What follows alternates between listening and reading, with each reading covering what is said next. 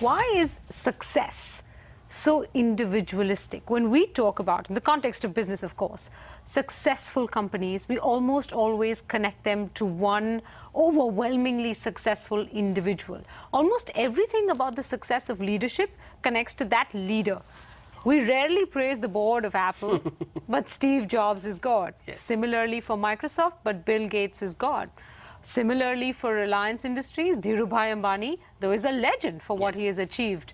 Why is success so individualistic when everything in mythology seems to be talking about the community, the other, the outside? Okay. Everything in Indian mythology talks about the other and the outside. The Western mythology is a complex combination between Greek ideas and biblical ideas. Right. Now, in the biblical idea, there is God and there is prophet. And the prophet brings the rules of God to man, and we have to align to the rules. And the prophet is subject to these rules. He's not independent of the rules. He's not creator of these rules. He's subject to these rules. The Greek model is very different. The Greek model, the hero is someone who challenges the gods, who fights the gods, and who triumphs despite the gods. Okay. Now, when we use the word leader today in common parlance, these words have come from the Western context. Right. And when they are using the word leader, they're referring to the heroes of Greek mythology who challenge the gods, that is the status quo, who challenge the establishment and innovate and create something new, breakthrough. They're the Hercules of modern times. And Hercules is always alone. Have you seen Hercules with family? No. Or Theseus or Jason? None of them are with family. They're these individuals, and you never, some of them are kings, but you never hear about their kingdom. You hear about their great adventures. And all our leadership books that we have are basically Greek heroes. When we're that individualistically oriented, and if the board is not as responsible or as revered, the board is always going to come second to the individual leader. Yes. If the board always comes second to the individual leader, let me go back to the conversation we had in the very first episode. How is the board ever going to be able to stand up to that leader? This is the great Western conflict, the individual versus the community. The individual versus the community. In the Indian context, how do you apply It's the not achievement which leadership? makes Ram worthy of worship. It is sacrifice that makes him worthy of worship. So I would actually argue a leader has to begin as Parshuram, then become Ram, evolve into Krishna, and if unfortunate, may have to become Buddha or Kalki, depending on the situation.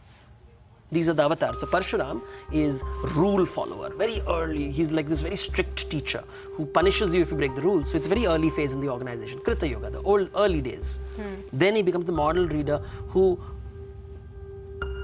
hopes by being a model of sacrifice that people will understand the meaning of sacrifice, because the whole kingdom is watching this great king serving them, having sacrificed his own personal happiness. So he leads by example. He leads by example, and eventually becomes Krishna, who is the ultimate coach. Okay. He's coaching and creating new talent and hoping that the Pandavas will become like Ram. They don't. They gamble away their own kingdom, thinking that kingdom is property. So he has to put them through a great period of vanavas and sort of repair the damage and get them back. And there's a lot of bloodshed which happens. Right. So he's coaching them. And finally becomes Buddha, where he switches off, detaches, withdraws. Or Kalki, who just breaks the system completely because it's not worth upholding anymore. So either you withdraw if it's worth sustaining. Because the kings are there to take care of it, then it's the ashrama. You have become the great ascetic. Or you destroy it because it's not worth maintaining anymore. It's not worth maintaining anymore. And that becomes the Kalki. So it's a very beautiful narrative, which is in a way saying evolution of leadership. It's not becoming one style, it's context. Early phases, Parshuram. Perfect phase, Ram. Then become Krishna, create talent, and then move out. Go away. The world will continue without you. It has been continuing for millions of years. And if it doesn't deserve to continue, it will self-implode. It will self-implode. So chhod do. Detach. Next week on Business Sutra. Once upon a time, there was an eagle. And the eagle was chasing a dove. And the dove came to a king and told the king that, save me. And the king said, I will save you. And then the eagle said, what will I eat now? So he said, eat another dove. So that's cruel. He says, why is that cruel? He said, to save one dove, why should another dove die? Then he said, okay, then eat a rat. And the eagle said, that's cruel. Why should a rat die to save this dove? So finally the king said, eat me. And he said, "You're a foolish king. How long can you feed me? Sooner or later you will die, and I'll have to eat the dove. So you're just delaying its death." This is Dharma Sankat. To send us your feedback, SMS BizSutra space your response or question and send it to 51818. Or you can email us at bizsutra@in.com. And you can watch this episode and the entire series on YouTube.